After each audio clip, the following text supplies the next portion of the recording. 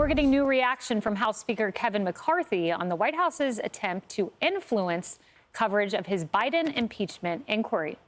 Earlier today, the Biden administration sent out a memo to several major media organizations, including right here at Fox News. And the memo calls for outlets to scrutinize the House impeachment inquiry and their coverage. The government telling media organizations what to do. In some countries, you'd call it propaganda, but here it's the Biden administration. Quote, "It's time for the media to ramp up its scrutiny of House Republicans for opening an impeachment inquiry based on lies." And here's Speaker Kevin McCarthy just moments ago. I think the investigation is really concerning to me that the president, the White House, is telling the press what to say. I think the press should be wanting to know the answers, too. Did the president know when he went to dinner with his son that he would get a Porsche? Did he know when the son was selling the brand, that when he was talking and using an email address that wasn't his own name, so people couldn't find it? Did he know when he was talking about the president for Ukraine, was that in referring to his son serving on the Burisma board with the prosecutor coming after them? Did he know his son was selling the brand was him?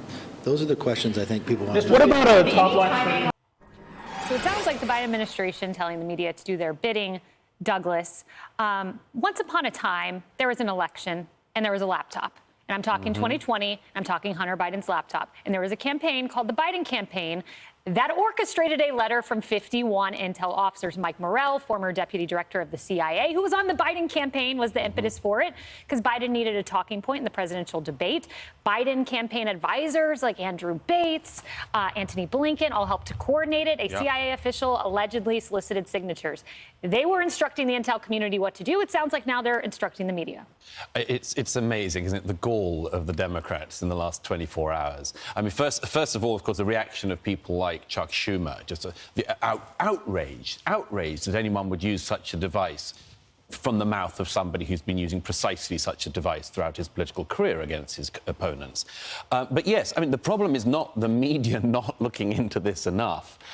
The problem is the media hasn't looked into it, most of the media in this country. You know, it's only now that papers like the New York Times and the Washington Post are catching their readers up to things they should have known about 3 years ago.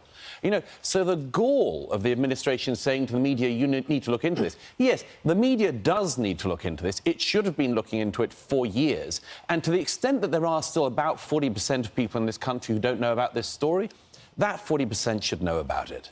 Well, let's talk about the evidence. We can give the media something to dig into here if they decide to all of a sudden cover the Hunter story and the Biden story. So the White House says there's no evidence. That's Ian Sams. That's their spokesperson. But Harris, the House Oversight Committee, says otherwise. Take a look at this scroll. We put together a 20-part scroll just to review a few here. 20 Biden phone calls with business partners, 2014 dinner with business partners, 2015 dinner, coffee with business associate Jonathan Lee. The list goes on. 80 visits from the business associates to the White House. This is what we call evidence. Yeah, so, you know, you'd have to put the liberal media on loop in order to get their viewers to see most of what we're seeing in our coverage all the time. And that is just simply the truth about an investigation, 3 of them that are GOP-led, that they need to have their eyes and ears open to if they're going to vote in November of 2024.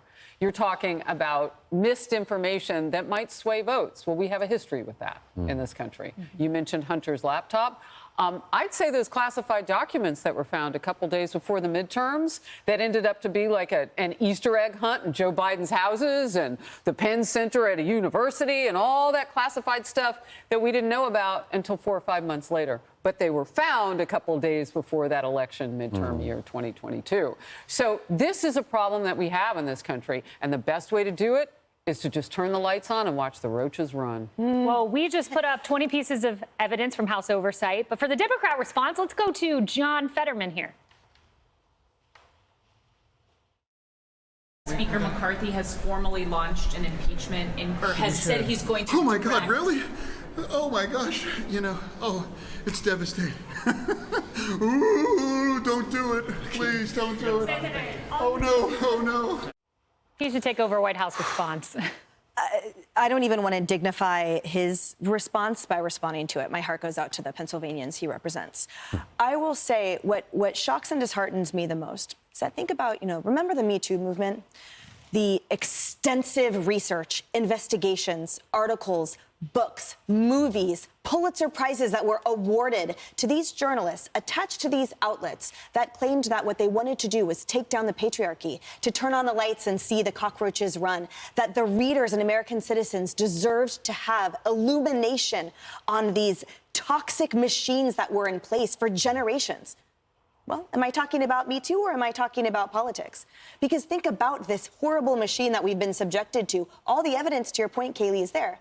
And yet, interestingly, as we've learned step by step, that the obfuscation of that evidence, of even attempting to get it, was thwarted by this administration. Isn't that evidence enough? And the White House says there's nothing to see here, there's zero evidence, but they have stymied the investigation into what could be uncovering that evidence. The outrage articulated by Democrats right now for an impeachment inquiry.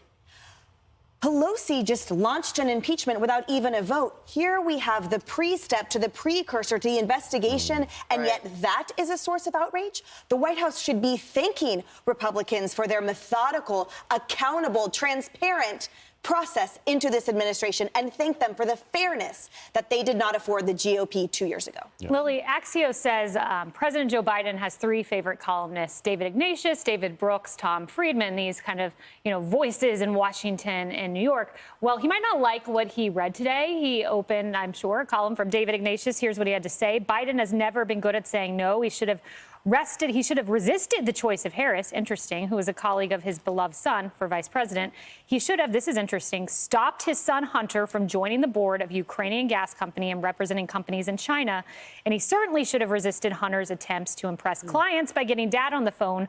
Biden has another chance to say no to himself this time by withdrawing from the 2024 race. That is quite something. Exactly. And it's not just the writers on the right or the left, it's the people. We keep seeing polls over and over confirming a very gloomy reality. Again, this is not a political statement. This is the voice of the people. 77% of the public feel like President Biden shouldn't be having a second run. And 68% are concerned about his mental capacity.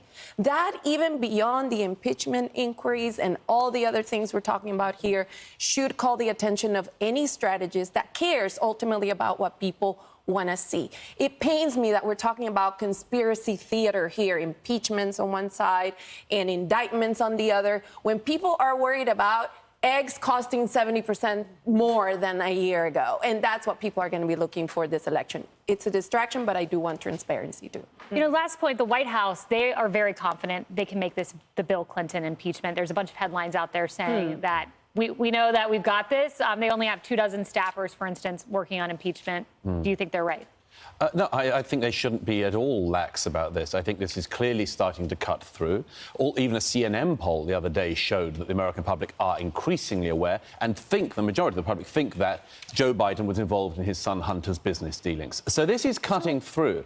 And it is very striking to me that if the Democrats think they can just keep running Joe Biden, I think they've got another thing coming. And one quick point, if I may. There is this gerontocracy in the Democrat Party we've talked about before. And one of the explanations for it is there is this, in my view, highly corrupt generation. Joe Biden, and just look, you mentioned Nancy Pelosi. I'm sorry, but if there's another investigation, I want to know why insider trading is banned on Wall Street, but it's okay in the Senate. I'd love to know that. Good question. Maybe the press will start asking questions like you, Douglas Murray. Stop. Maybe better off. Hey everyone, I'm Emily Campagno. Catch me and my co-hosts Harris Faulkner and Kayleigh McEnany on Outnumbered every weekday at 12 p.m. Eastern, or set your DVR. Also, don't forget to subscribe to the Fox News YouTube page for daily highlights.